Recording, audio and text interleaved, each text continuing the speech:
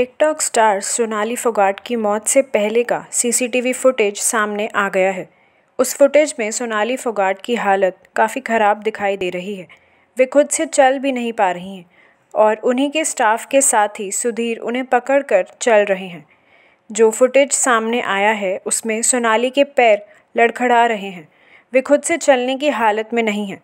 उन्हीं के स्टाफ का एक साथी सुधीर उन्हें मौके से कहीं लेकर जा रहा है। दूसरा साथी सुखविंदर भी वहां मौजूद है।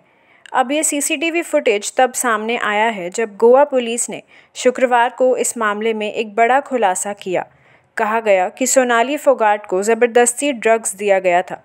इस बारे में आईजी ओमवीर सिंह बिश्नोई ने कहा कि सोनाली फोगाट के भाई की शिकायत के बाद हमने हत्या का मुकदमा दर्ज किया था और हमने सभी के बयान लिए और उन जगहों का दौरा किया जहां वे गए थे। आरोपियों को पूछताछ के लिए बुलाया गया।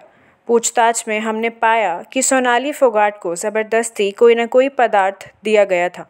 आईजी ओमवीर सिंह बिश्नोई ने ये भी जानकारी दी कि सोनाली फोगाट को ज़बरदस्ती ड्रग्स पिलाया गया, जिसके बाद उसकी हालत बिगड़ गई। सुबह 4:30 बजे जब वह कंट्रोल में नहीं थी तो आरोपी उसे शौचालय में ले गया। 2 घंटे तक उन्होंने क्या किया, इसका आरोपियों ने जवाब नहीं दिया। हमने सारे सीसीटीवी फुटेज देखे और दोनों आरोपियों को गिरफ्तार किया है। इस समय पुलिस ने सुधीर और सुखविंदर दोनों को गिरफ्तार कर लिया है और पूछताछ का सिलसिला जारी है। सोनाली का परिवार तो पहले ही सुनील पर हत्या करने का आरोप लगा चुका है। ऐसे में पुलिस जोर देकर कह रही है कि हर पहलू से जांच की जाएगी और जो भी दोषी होगा उसे बख्शा नहीं जाएगा। गुरुवार को सोनाली फोगाट की पोस्टमार्टम रिपोर्ट भी सामने आई थी।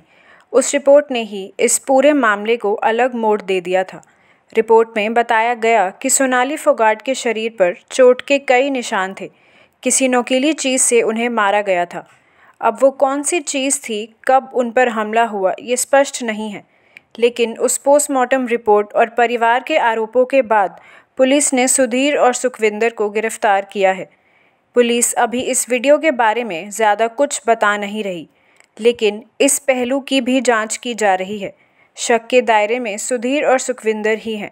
अब क्योंकि ड्रग्स देने की बात भी सामने आ गई है, ऐसे में पुलिस उन दोनों से और सख्ती से सवाल जवाब कर रही है।